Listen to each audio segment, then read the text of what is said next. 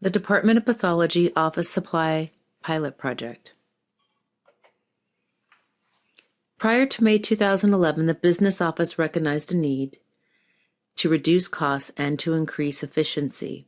The Director and the Associate Director assigned this duty to the Business Office.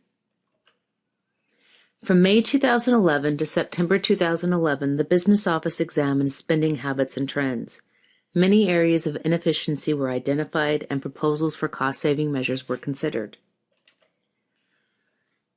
Obviously, we went for some of the low-hanging fruit first because it was the easiest to tackle, and one of them that really stuck out was office supplies, and that was in part due to some very curious spending behaviors. Small labs were outspending large ones. Labs were outspending administrative staff.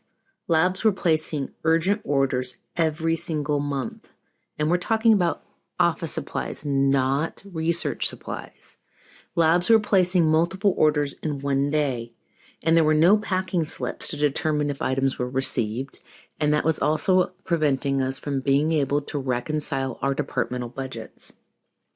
Another thing to note was that we mostly spent our dollars at one single vendor, and I'll let you guess which one that is.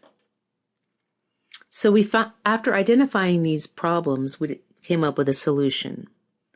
In the fall of 2011, the Department of Pathology instituted a new method for ordering office supplies. The pilot project involved the K-Wing and the Health Sciences labs. So what changed? Well, labs were no longer entering these requests into Purchase Path or Ariba themselves.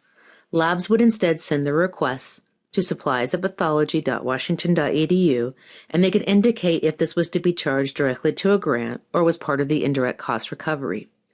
Accounting interns would then price shop, and they would order supplies once a month as a part of a consolidated order. More common items were kept in stock for immediate delivery, and items were then delivered to the main office where the interns unpacked them, scanned the relevant packing slips, and then they delivered those items. It's very important to note that in this process, the one thing that did not change is that we did not deny truly urgent orders. If a lab needed something and they needed it urgently, we did not wait until the next month to order it. So what are some of these common office supplies? Well, they're what you think they are. They're paper, toner, pencils, paper towels, staples, books, tape. And how are these office supplies funded? Office supplies are mostly paid for by indirect costs. They're not usually a direct cost to research grants because it's difficult to assign how much of a direct use was for a specific research project. Now, I know there's probably two words that many people have already caught on to. Mostly and usually. So does that mean that you could instead just direct charge office supplies to your grant and not have to be a part of this pilot? Well, you could, provided it's compliant. So, what makes it compliant? How do you determine if it should be an indirect or a direct cost? Is there an easily identifiable relationship to the grant? Well, if there is, you can charge it as a direct cost. And you'll see this when it's written as a specific line item in the grant. It's very common for that if you have a lab that's off campus. Sometimes the sponsor requires you to buy something. And then if that's the case, then you can often charge that directly to your grant.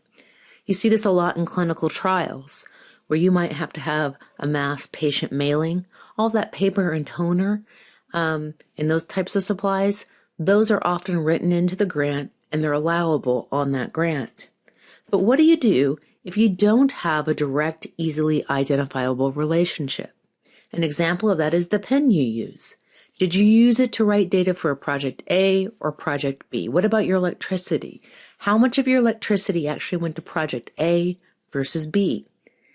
These are the types of items that are indirect costs, and they usually will be a part of your indirect cost recovery, and then they're paid on a departmental budget. But I can already understand that some people will have an objection to this because what they'll point out is that their grant has a 56% F&A rate.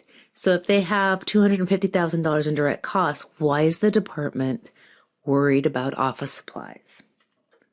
Well, it's because you have to really look at the way that indirect costs actually comes back to the department. It's a trickle-down theory. 56% of your indirect cost is not what the department gets. There are other units, such as Upper Campus and the School of Medicine, who take a portion of those indirect costs because they also assist you in your research, grants, and in running the institution. Only right now about 13% of the actual awarded indirect costs comes back to us. So we actually don't get that 56%. And there's other things to note about indirect cost recovery. It doesn't just pay for office supplies. It pays for your grants manager, your payroll coordinator, it pays for your chairs, it pays for your telephone and long distance services, and it pays for your departmental copy machine and the cost to repair it and maintain it. So some of you might be saying, with that in mind, aren't you just pinching pennies with office supplies? Well, now you have to know more about the cost of purchasing. There's 3 common methods, and one of the most common method is the e-procurement system. For each order made in e-procurement, it costs the university $18, $3 to procurement services, and $15 for the department. The second most common way is the university pro card system, which is basically like a university credit card. For each pro card order, the cost to the university is $20, $19 to the department, and $1 to procurement services. So some of you might be thinking, if those 2 ways are so expensive, why don't we go back to the way it was? Well, we don't want to do that because that was PAS. And PAS is very expensive. The cost to the university is $62 for each requisition, $37 for the department, and $25 for procurement services. This is data that came from the 4th quarter of 2008 by Procurement Services, and unfortunately, it raised a lot of red flags for pathology. The Hackett cost study by the Procurement Services showed that the Department of Pathology had a high administrative cost. University benchmarks for procurement costs as a percent of dollars spent should be around 3.96%. The Department of Pathology is 36.55. So, some of you might be thinking, what does high admin costs have to do with labs? Well, you have to remember those curious spending habits. And it'd be good to review them again. Labs were requesting office supplies on a daily basis. Labs were marking office supplies as urgent. Labs would sometimes make multiple requests in a week. Labs would sometimes not shop around, which actually they usually didn't shop around at all. And smaller labs were outspending larger labs, and the administrative personnel were actually spending the least amount. So let's put that into dollars and cents. You have a lab and they buy a box of pens for $10. Well, that $10 is not the true cost to the department. It's $10 for the pens plus $15 for the cost to buy those pens. So really, $10 is $25. And then what about all those rush deliveries? You have a lab and they're out of toner and they need it urgently. So they put a rush order in for overnight delivery from Office Depot and the toner is $72. This order will cost the department $15 to fill an e-procurement. But there's more to that. There's a $15 overnight delivery charge. Also, the same exact toner is $12 cheaper at GovConnections. The total cost of the department is $107. This toner could have cost the department $65 with better planning. So what about the labs who are always forgetting and they they have to do multiple orders in one day. You have a lab and they put in an order for $5 of file folders. Later in the day, they realize, oh, they forgot the sticky notes for 12. But it's too late because a budget manager has already reviewed and approved the first order, and a fiscal specialist has already filled that order. The lab will then have to fill a new purchase path request. These two items will cost the department $30 to fill because they're two separate orders. The total cost of the department is actually $42. Okay, so some of you say you understand that it's expensive, but that doesn't mean that the change that we've made is good. So you want to know what the evidence is. Well, we took a review of the 2010 and 11 data versus the 2011-12 data. Quarter 1 results showed that the K-Wings labs reduced their overall spending by 48%. One particular lab actually reduced their spending by 69%. The health sciences labs reduced their spending by 21%. So, this savings is just the cost of the items we bought. What it doesn't include is the savings from having less total orders.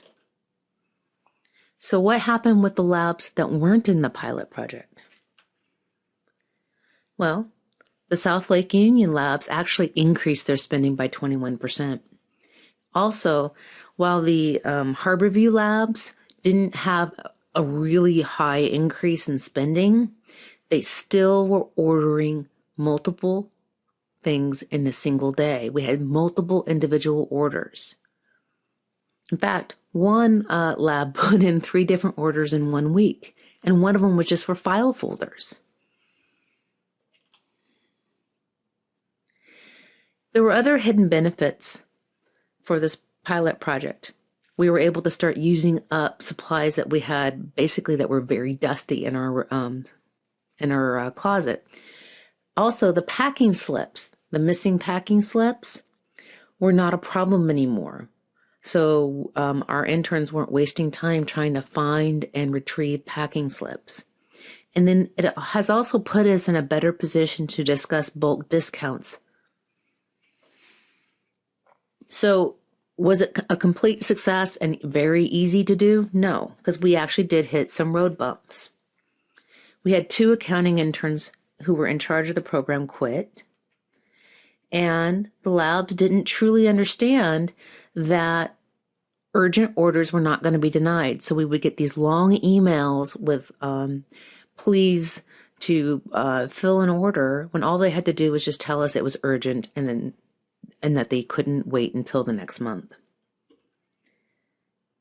Also, labs still wouldn't understand that the actual orders wouldn't be processed until the first Monday of each month. So if they got their requests in early, they felt like they were waiting from the moment they put their request in, as opposed to realizing that those orders would not be filled until the first Monday of each month. We also found out that cheaper toners don't always work. And unfortunately, we found that we were either having to replace them more frequently or they just wouldn't work at all. Also, some people have very strong feelings about their pens and what kind of pen. So with that in mind, though, there's some changes that we're going to have coming ahead. We're going to have modified versions of this program to other units. The written procedures will be made public. Annual reviews of each lab's spending habits will be sent to PIs. We're going to standardize printers across the unit when possible and take advantage of bulk discounts.